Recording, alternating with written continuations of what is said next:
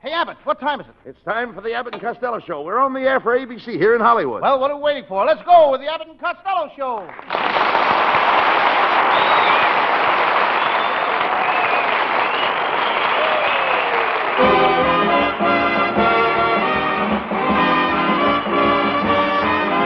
Well, Costello, Sam Shovel, you're really killing the people. What case have you chosen for your Sam Shovel story tonight? Well, it's a case I worked on in the Sahara Desert. I call it The Two Dirty Bedouins, or It's Time to Change the Sheiks.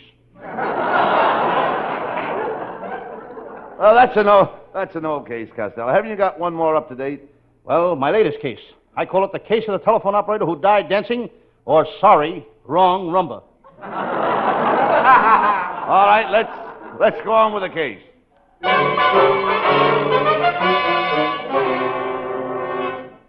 Yes, I'm Sam Shovel, private detective. It's been a slow day with the detective business. I'm sitting here in my little office listening to my favorite radio program. Calling Dr. Brand, surgery. Calling Dr. Brand, surgery. Calling Joyce Jordan, girl intern. They never can find those two. There's more going on in that hospital than just operations.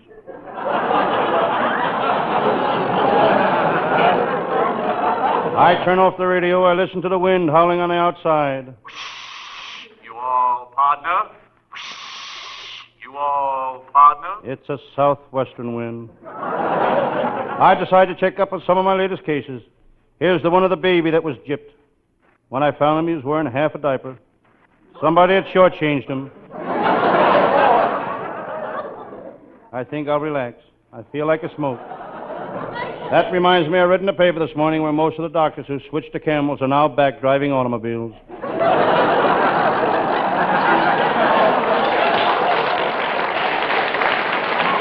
I gaze out the window in the office across the street. I see Mamie, the stenographer. What a girl. I took her to dinner last night. She eats like a bird. She always orders worms.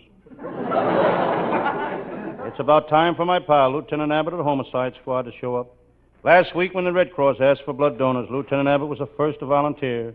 He gave his blood the hard way. The hard way. He cut his throat. Every time I think of Lieutenant Abbott, I think of his bow-legged wife. Brother, is she bow-legged. When Mrs. Abbott sits around the house, she really sits around the house.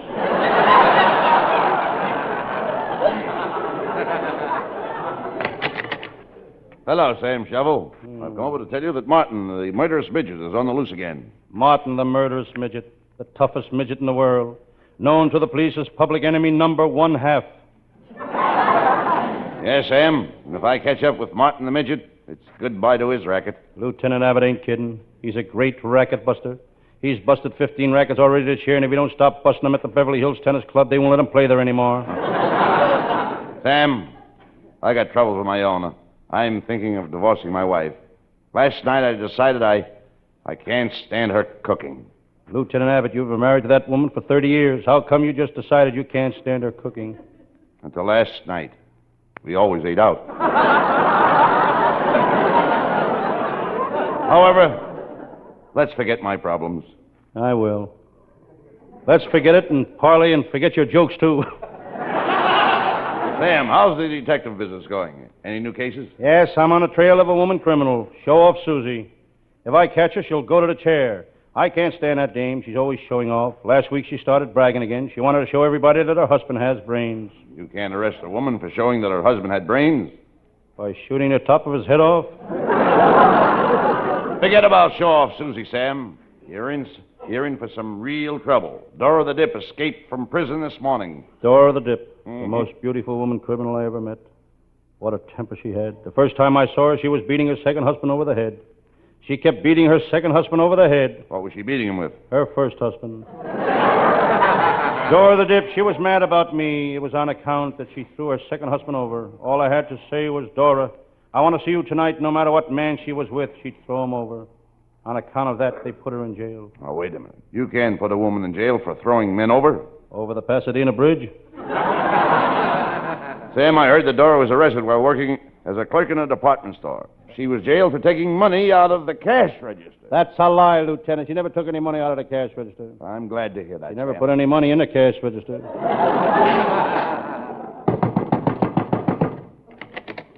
Ah, there you are, Sam Shovel.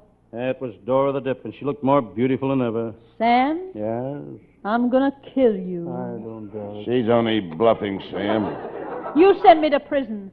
You took me away from my family. Yeah. My 5 children by my first husband. Yeah. My 7 children by my second husband. She's still bluffing you, Sam. She may be bluffing, but it sounds to me like she's got a full house.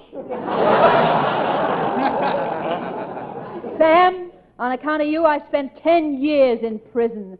10 years locked up with 1,000 women. Do you know what it means to be alone for 10 years with 1,000 women? No, but I'd give anything to find out.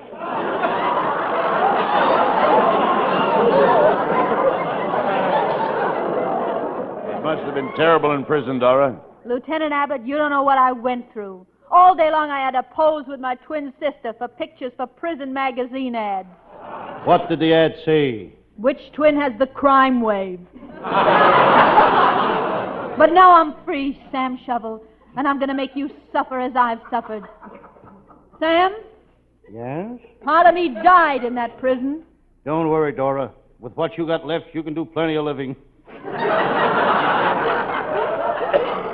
Dora, you haven't changed a bit. I thought prison would straighten you out. If they straighten her out, she could sue them for every cent they got. Sam Shovel, in spite of what you did to me, I'm still mad about you. You are? Yes, Sam. You're different from any man I ever met. Now you tell me the same. Okay. You're different from any man I've ever met.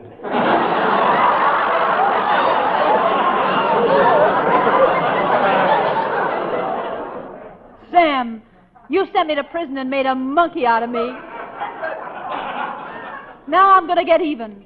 I'm going to give you a kiss that'll make a monkey out of you. Come here.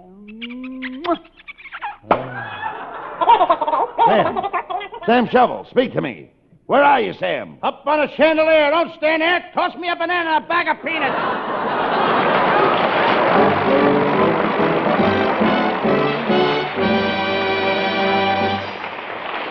There's a curtain call coming up, folks. Well, Costello, you sure worked hard tonight. Yep, but you know my motto. Hard work never hurt anybody. That's what I keep telling the people that do my work. Well, you should thank the people that do your work. I'm going to do that right now, Abbott. That's First, well. I want to thank our writing staff, headed by Eddie Foreman, with Paul Conlon, Pat Costello, Martin Ragaway, and Len Stern. Wait a minute. And our band leader, Matty Malnick. You're right. And let's not forget our producer, Charles Vander. Good night, folks. Good night to everybody in Patterson. Good night.